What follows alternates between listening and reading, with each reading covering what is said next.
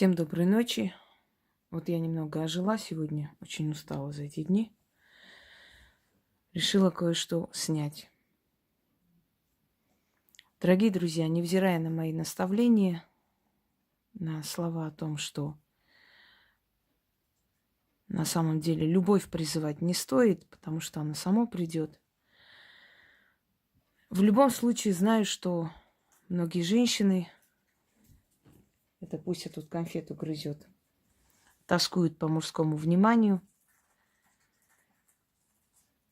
И, естественно, ходят туда-сюда. В любом случае, как бы я им ни объясняла, ни говорила, что основное количество людей, которые себя рекламируют как знатоки приворотов, эти привороты делать не умеют и просто зарабатывают деньги, не имеет никакого значения. Они все равно туда идут. Потом приходят, плачутся, что их обманули.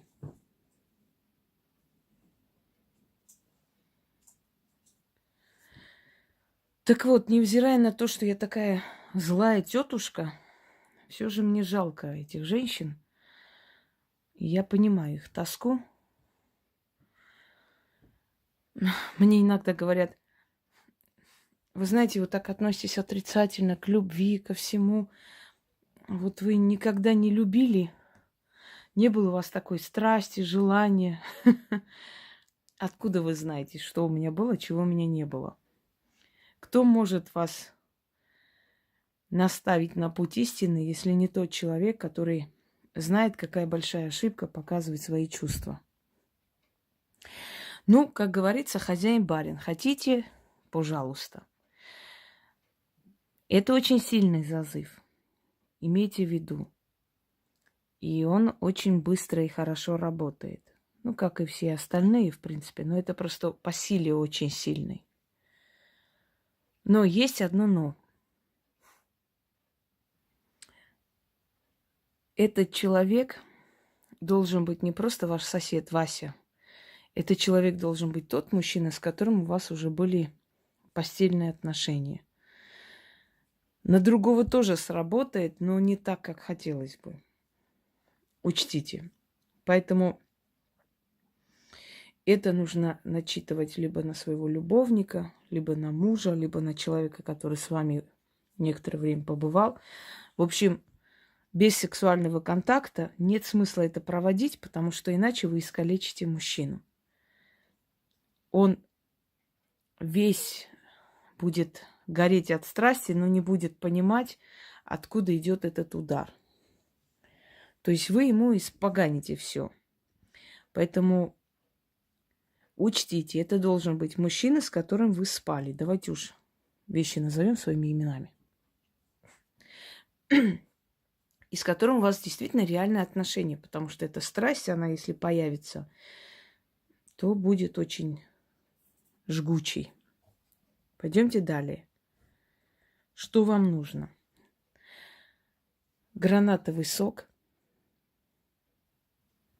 2 свечи, которые вы должны вот так вот вместе, значит, сжечь. Масло. Любое масло, которое вам нравится. Жожоба. Вот это жожоба. Можете розу, сандал, жасмин. Что вам хочется. Вот этим маслом. Потому что масло имеет определенную особенность. Усиливает энергетически все, что вы делаете. Не зря же есть духи, да, с афродизиаками, которые призывают, там, вызывают какие-то ощущения приятные. Ну, любовь не вызовет, но в любом случае некие приятные ощущения вызывают у мужчин. Далее. Вот так вот намазали. Итак, гранатовый сок, масло, не духи, масло. Или масляные духи хотя бы. Восковые свечи, воск. 2 восковых свечи. Можно красные, можно черные, можно обычные. Значит, красная свеча, на которой вы с одной стороны пишете свое имя, с другой стороны его. Я здесь не написала, потому что я его никого не призываю. Нет такой нужды просто. Далее. Благовоние. Опять на ваш вкус и усмотрение. Какой вам нравится. Красная лента и красный мешок. Его фотографии. Без фотографии получится процентов на 40. Нужна его фотография. Обязательно. Когда пишут, а если нет фотографии? А если нет фотографий, то нечего ложиться с ним в постель. Ложитесь с теми, чьи фотографии у вас хотя бы есть, на всякий случай. Мой вам совет. Потому что весьма странно говорить, что это твой любимый, не знать ни его имени, ни фотографии, ничего. Очень интересно, правда? А уже захотеть его призвать. И горстка монет,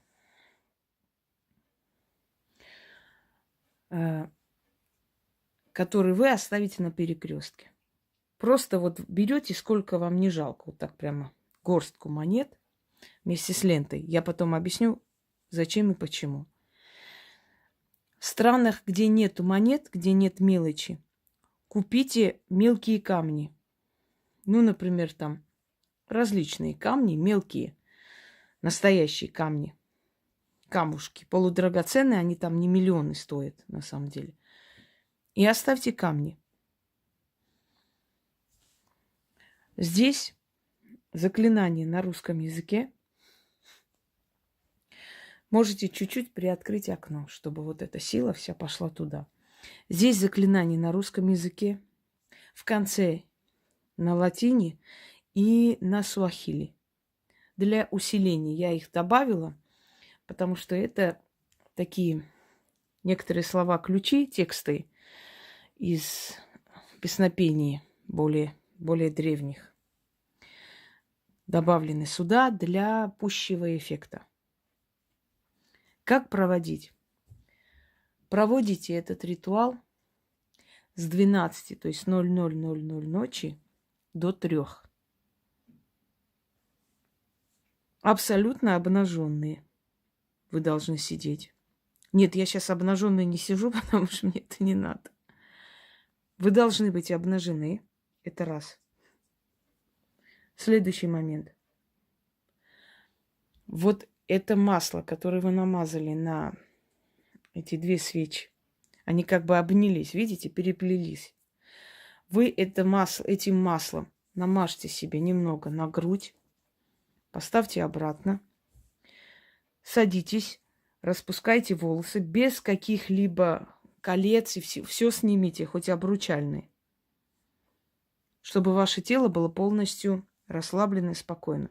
Почему проводятся такие ритуалы, желательно обнаженными? Потому что вся страсть и сила вашего тела, вашей души, вашего вот этого вот энергетического поля, она уходит к тому мужчине, которого вы призываете.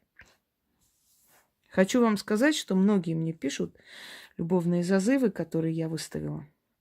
Кстати, в одних я все-таки закрыла комментарий, потому что мне так осточертело отвечать, что закрылись и, собственно говоря, и заговор. Ну, его можно найти и на моем сайте, можно найти на моем, то есть в моей группе ВКонтакте, это не беда. Можно переписать, если сильно надо.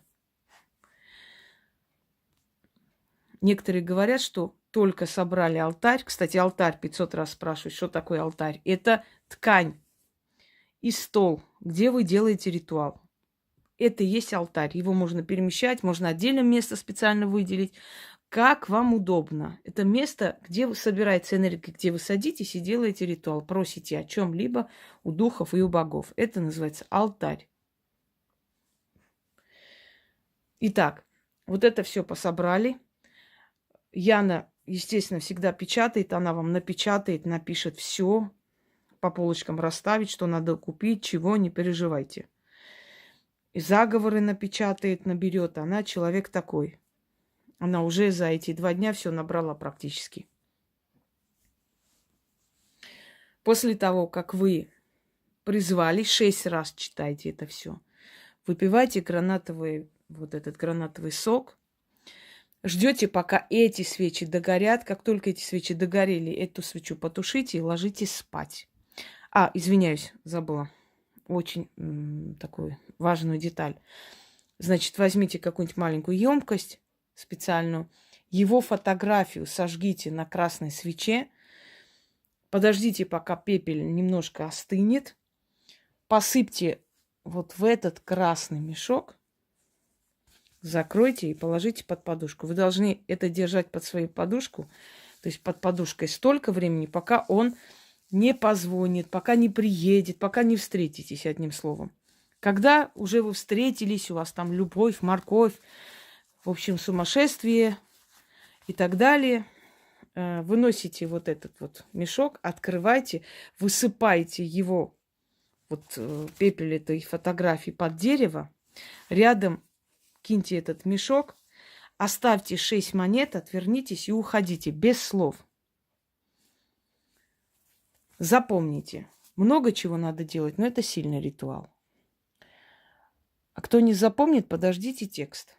Вам все там по полкам разложат. Начнем. Вот разожгли благовоние, значит, вот свечу. Намазали маслом эти 2 свечи. Масло чуть-чуть намазали себе на грудь. Сидим обнаженные после 12 до 3 ночи. Читаем 6 раз. Ждем, пока вот эти 2 свечи догорят. Пока они горят, за это время фотографию сжигаем на красной свече. Пепель оставляем немного остыть. Потом высыпаем вот сюда, в этот мешок. Этот мешок ложим под подушку и ложимся спать. Этот мешок должен быть под подушкой каждую ночь. Можете потом спрятать, снова ночью положить туда, пока вы не помиритесь. Далее. Вот это все ночью сделали, легли спать. Почему надо делать ночью? Потому что, как правило, если мужчина ночью спит, то идет вот этот энергетический удар, воздействие на его подсознание. И вы сразу же должны лечь спать. Ни с кем не общаться, не переписываться. Иначе это собьется. Дальше. На следующий день берете горстку монет, прям вот хорошую такую. Значит, у кого в стране нету монет, мой вам совет. Купите камни, откупайтесь всегда, когда нужны монеты, камнями. Значит, монеты берете и вот эту красную ленту. Идете к дереву. Дерево – это как проводник в мир духов, поскольку на деревьях считалось, что живут духи. Понимаете? И вы сразу же передаете в мир духов, то есть потусторонний мир, свое желание. Удар пошел. Вы привязываете эту красную ленту, горстку монет кидаете под дерево и говорите: «Откупаюсь». А здесь, после ритуала, когда ритуал уже сделан, в конце вот этот сок надо выпить и лечь спать. В общем, это я сказала, это предупредила. Это он так вот горит из-за масла. Если сильно будет мешать, я, может, его и потушу. Потому что мне-то звать никого не надо. Погодите. Называется зазыв «Огненная стрела», потому что как стрела бьет по сердцу. Читайте 6 раз. Будете читать, вас будет трясти. Такое будет ощущение, что вас за уши тянут вверх. Все ваше тело просто, скажем так, активизируется. Вас будет трясти, вам станет то холодно, то жарко. Терпите и дочитайте 6 раз все, что здесь есть. Слова антифранцузские вам напечатают. Не переживайте. За 7 гор, 7 морей, замок черный посреди огненной реки. На башне того черного замка стоит черная ведьма. В руке держит стрелу огненную. Я той стреле поклонюсь, да скажу: «О ты, стрела огненная, сила неземная, заклинаю тебя, лети туда, куда укажу». Через темные леса, через горы и моря, через межу, между мирами, посреди мира Нави и Яви, подгоняемая страстью и желанием, найди его имя и метко ударь его в самое сердце, сожги его печень, ретивое сердце, горячую кровь и становую жилу. Сожги его душу страстью по мне. От моей тоски мать земля иссохнет.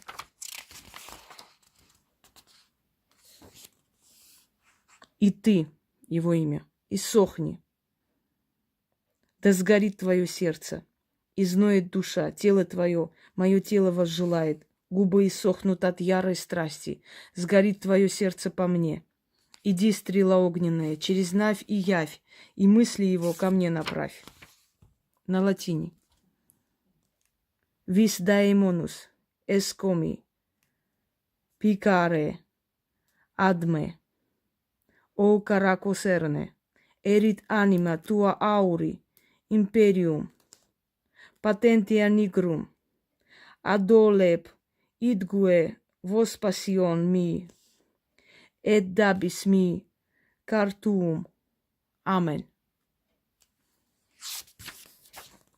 На суахили. Miunguneusi, nile peresente, urendo vecca, cunfi, cusa, quangua, напенга, кукупенга, аше, аше, аше. Оно пишется в одном стиле, а читается в другом. Можно читать, как пишется. Но, в принципе, я читаю просто, как правильно произносится. Но когда напечатают, можно читать и в таком стиле. Это наречие, несколько наречий на суахили. Вот вы сказали, прочитали 6 раз общее все. Прочитали всей яростью, силой, представили его, положите его фотографию вот так. Смотрите ему в глаза, читайте и смотрите ему в глаза. Все прочитали. Берете гранатовый сок.